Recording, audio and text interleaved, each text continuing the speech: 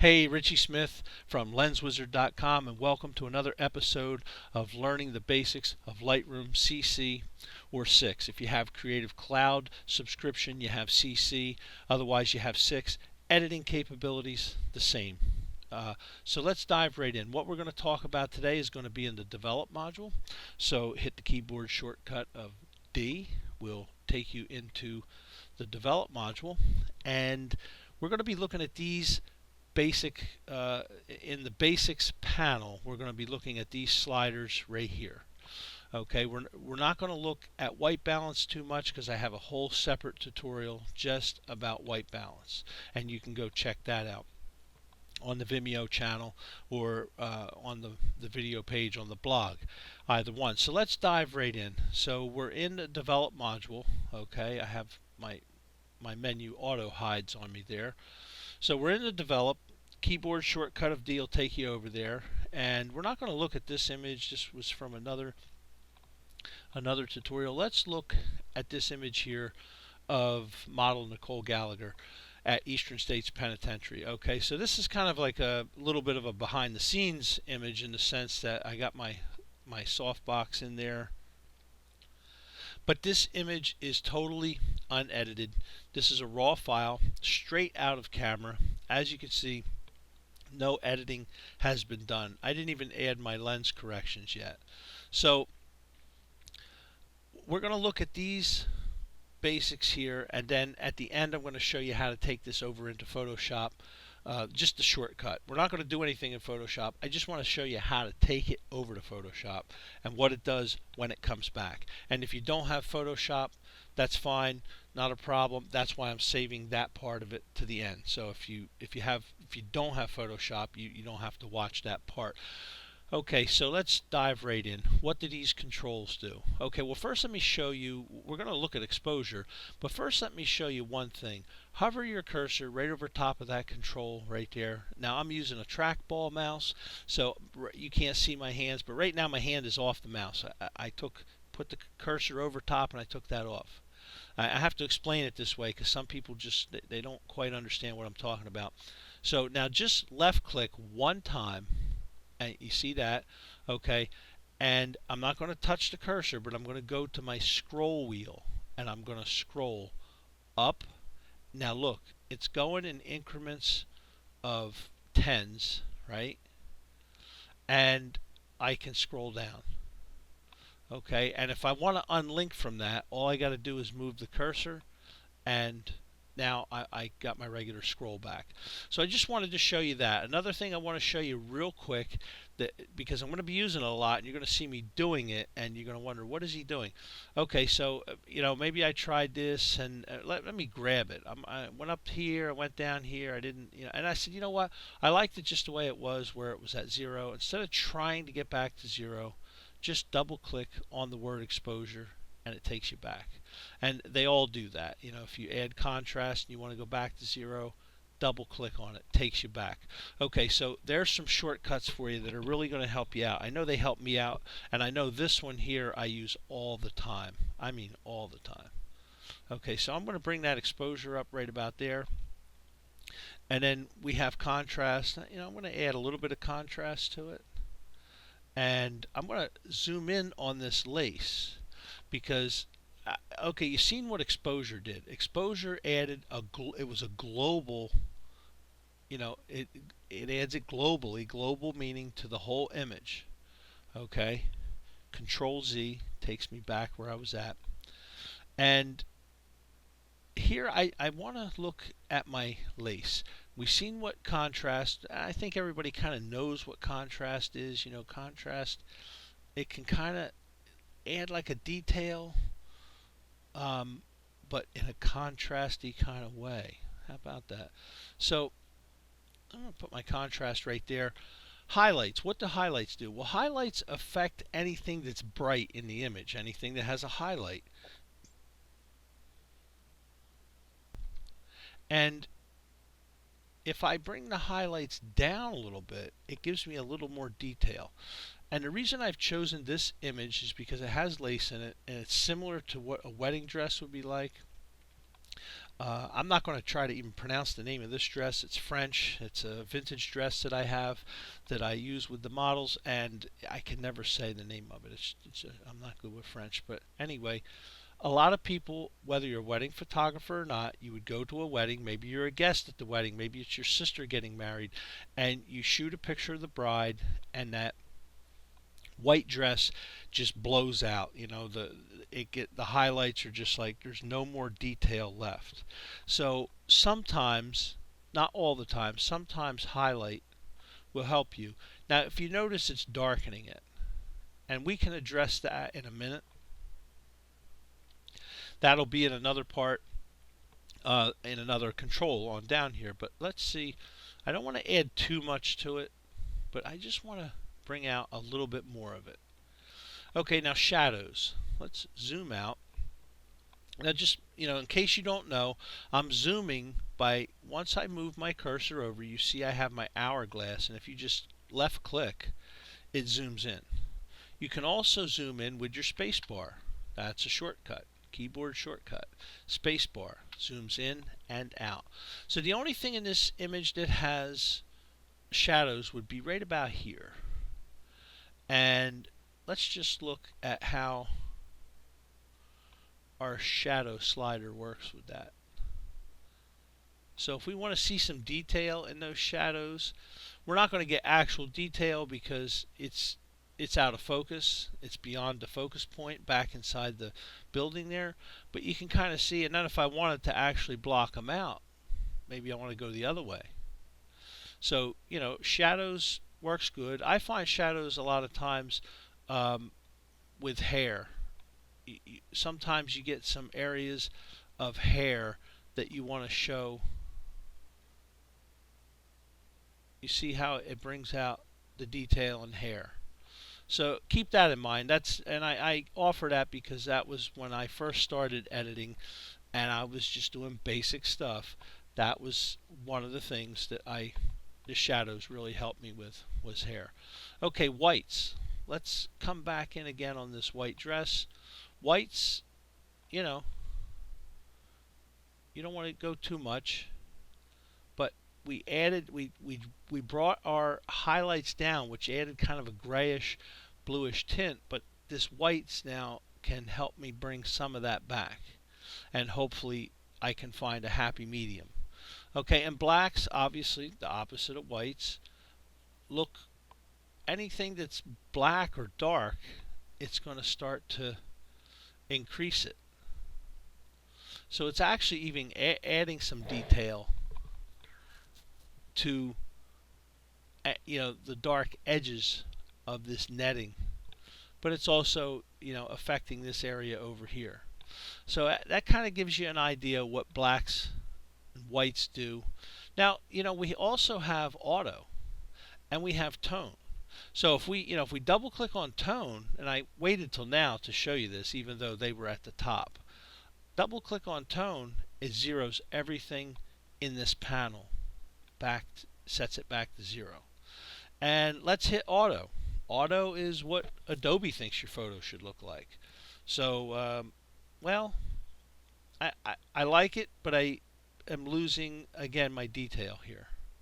So maybe I leave it where it's at. It didn't affect the highlights at all. It affected exposure. It took exposure to a little more than twice what I put it at. Contrast, I had it 15, it went to 21. And our blacks and whites, it went to -6 +6, but it didn't do anything with the shadows and the highlights. So I'm going to just bring my highlight down a little. And I'll let it stay at that. Now, we have these three down here. Notice they're separated. And notice when I hit auto tone, it didn't affect these at all. And it never will. It never will. These are more creative controls down here. So let's look at clarity. And I'm going to zoom in. Clarity can be, awesome. It can also be overdone. It adds, if you go all the way, take it all the way up, it gives like an HDR effect. You see what it did to her skin? not too flattering on people's skin at all. Maybe a guy's face, if you were going for a hard look, maybe it's even kind of an illustrative look, muscle guy or something. But on a girl's face, no. Girl's skin, lady's skin, no way. Double click, bring that back. But now go the other way, and it softens. Okay? But I didn't like the softening effect here. So what I could do is I could compromise, and I could add clarity. Let me go back here. I could add clarity here, probably about that much, because I like what it does to this. And you see, it kind of added detail perfectly up here, what I like. But I know it's not going to look good on her face. It's not going to look good on her skin. So I could compromise and add it to here, and I could go get the adjustment brush. I'm not going to do it. That's for another tutorial. But get the adjustment brush and put soft clarity up here. And get creative with the image. So, but back out of clarity. Vibrance. Vibrance is like saturation, but it's not. Okay? Vibrance will attack blues, greens, it like with sky. Let's see, we'll see how it's affecting this blue here. Let's go over here and pick one of these images. You gotta zoom out. Okay, here's the steel stacks in Bethlehem, Pennsylvania. Bethlehem steel, an infamous, iconic part of Americana. This is what made the Golden Gate Bridge. So add vibrance, and you see what it does to my sky. It's also affecting my green, and it's brightening the yellow with the white balance. So you got to use it sparingly, but if I was going to use it in this image here, I would probably take it up to about 25 and leave it right there. And saturation, I think everybody kind of knows what saturation is. Is again a global. These are all global actually. It's just saturating. It's just like dumping more color on top of color. Which, if that's what you want, again, saturation could be used sparingly. Let's go back to our image here, and if we were to saturate this, now see, saturation's not looking good on skin. I kind of like what it might be doing to these rocks. I went too far with it, and let me bring that down. So saturation on the rocks, it's giving me some more color to those rocks. Rocks, I guess they're stones actually, building stones. And it's also adding some, it's bringing up some of this blue here, but definitely too much. I think if I was going to add saturation, I would go no more than 30 on this particular image. Okay, so there are your basic controls, and you just kind of see how they work. And you got to remember, especially if you're new, you got to remember to use stuff sparingly. A lot of times it's good to, especially if it's an intense edit, something that you're really, maybe it's just this one particular image and you're really working away at it. After you're done with it, let it sit and age a little bit. Let it age for 2 hours. Let it age overnight. Come back to it the next day. And that's where you'll see if you did too much to it. So be careful about editing something and then putting it right up to social media or firing it off to Aunt Emmy and saying, hey, look, and it's like they're going to see it right away. Especially if it's somebody that's a little bit tuned into photography. So be careful with your editing. Be careful with, I guess the biggest thing is be careful with people's skin. That's the biggest thing. If there's a person in the photo, be attentive to the skin, especially if it's a woman, because women are meant to be beautiful, and you don't want to Even if it's not a beauty shot, it's not a fashion shot. You just don't want to make somebody look hard and coarse. Young or old, it doesn't matter. Even if it's a young kid, you just don't want to add a whole bunch of clarity to that skin. And the reason I'm telling you this is I've seen so many people make this mistake. Did I make this mistake? Yes, to a degree, but by time I had found Lightroom, I had also already started to know that what contrast does to people's skin. I didn't have clarity, but I knew what contrast did, and clarity is an extension of contrast. Okay, so for all intent purposes, say we want to take this image over into Photoshop. Now, I have Photoshop open on my system, and you can you can click down here. I'm just going to show you. You can right click and you can go up and you can hit edit in and get your cursor to go over here to Photoshop, and you can do it up here. And you know what? Keyboard shortcut. Keyboard shortcut of Control E. Okay? And it's going to take you right over into Photoshop, and it's going to take it a second to open up here because my Photoshop was kind of sleeping a little bit, but there it goes. And let's close this panel up here. We don't need that. So now it opens it in Photoshop, and you know what? I can do whatever I want to do. Make a couple. Maybe I want to. I'm just doing stuff to play around here to do something. And now I want to. That's it. That's how I want to save it. Okay. And then all I have to do, maybe I've made all my edits, I've done whatever I wanted to do, and I want to take it and I want to go back into Lightroom. So again, I can go up here and I can hit save and all that kind of stuff. But what I like to do, if you look at your save, look at your keyboard shortcut, look at close, look at your keyboard shortcut. So let's just do Control S, and that's going to save it. You're going to see your status bar down here. You're going to see also a status right up here, and now it's done. Okay, it was very quick. And then we're going to hit Control W, closes it. Okay, where did it go? Let's head back over here to Lightroom, and there it is. Now that was rather quick. If it was a larger file, it can sometimes take it, depending on how quick your system is, how hot of a processor you have, it's going to maybe take it 10 seconds, even 30 seconds to come back over.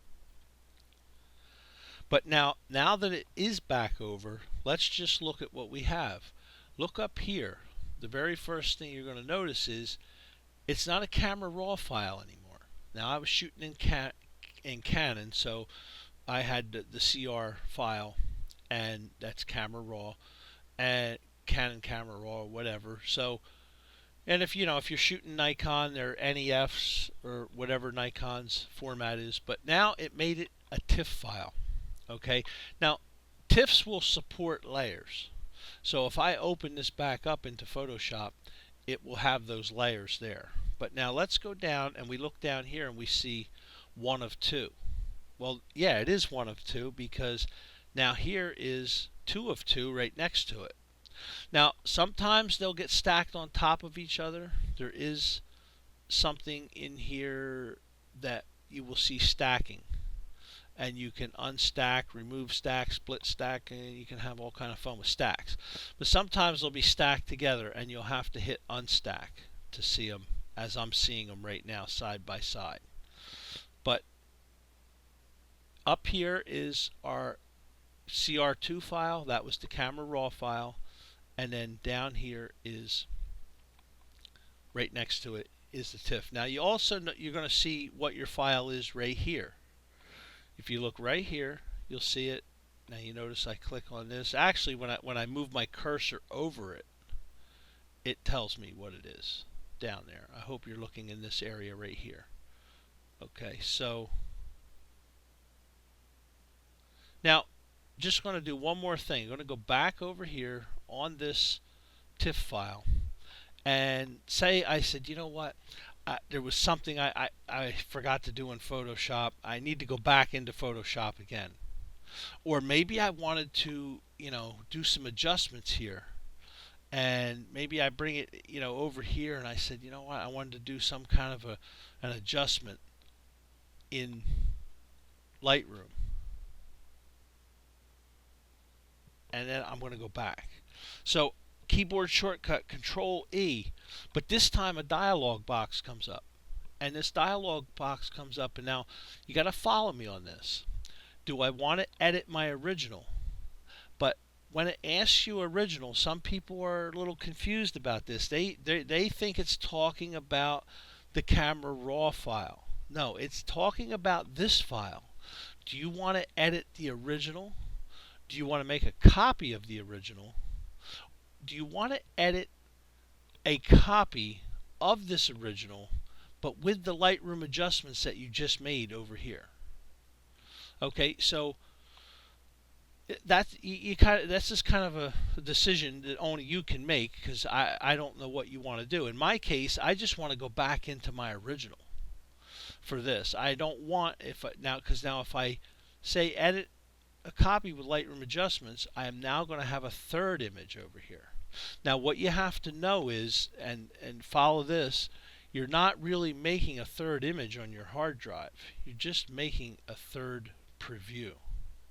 Okay, it's never going to be a third final image on your hard drive until you export it, because you have to know or remember, if you heard it before, Lightroom is just working off of a preview of the image that's stored on your hard drive, and it never does anything to that image. It works on a preview. So, and we'll cover that in a tutorial later. That'll be another tutorial. So I'm going to use edit original, and I hit that, and what it's going to do, it's coming back over to Photoshop, and as you see, I have all of my layers here, and I said, you know what, I don't want that black and white layer. I just don't want that. I wanted to add a filter, and I wanted to add a cooling filter, just for example. Okay, so, and then remember the keyboard shortcut, Control S, Control W. You can hit them one after another. So as soon as it's done saving up here and down here, it closes it, and I am going to go back over to Lightroom, and I have it here.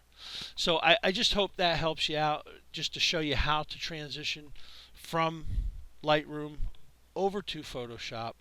And there's also a way you can open as a smart object in Photoshop.